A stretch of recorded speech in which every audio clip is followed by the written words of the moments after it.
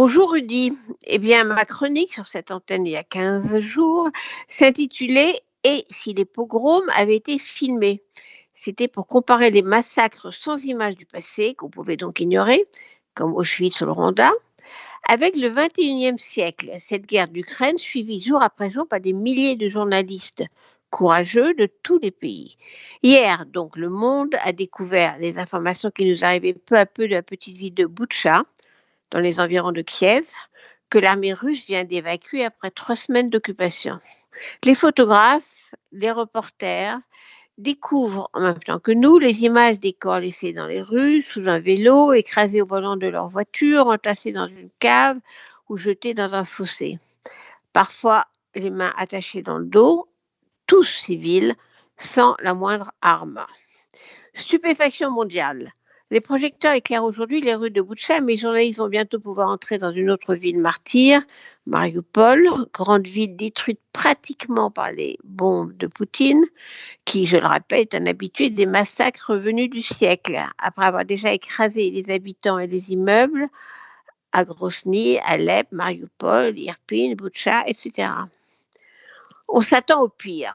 La procureure d'Ukraine, interviewée par l'envoyé spécial de BFM, a déjà reçu plus de 4000 plaintes pour crimes de guerre.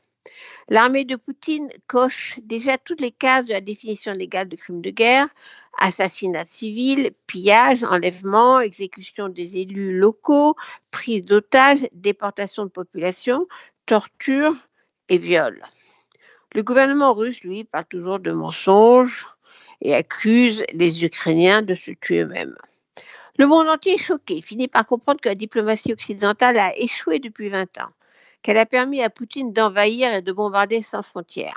Alors l'Allemagne et la France expulsent maintenant les hommes de Poutine, diplomates des ambassades de Russie à Berlin et à Paris.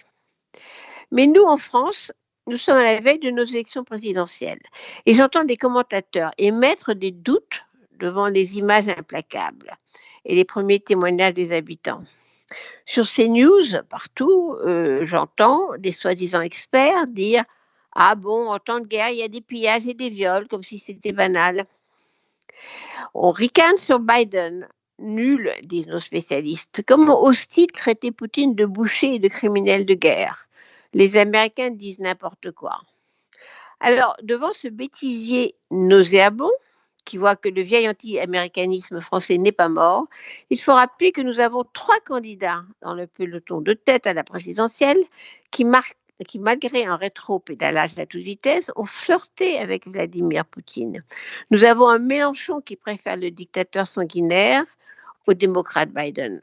Mélenchon qui avait déclaré sur France 2 que oui, il soutenait les Russes qui bombardaient Alep, parce que, je cite, ils allaient régler le problème syrien. Nous avons un Zemmour qui trouvait qu'un homme d'État à la Poutine serait bon pour la France. Et nous avons une Marine Le Pen qui a encore sa photo avec Poutine sur ses affiches électorales et dit aujourd'hui à l'antenne: il y a 2 belligérants qui s'accusent mutuellement, il faut d'urgence une enquête.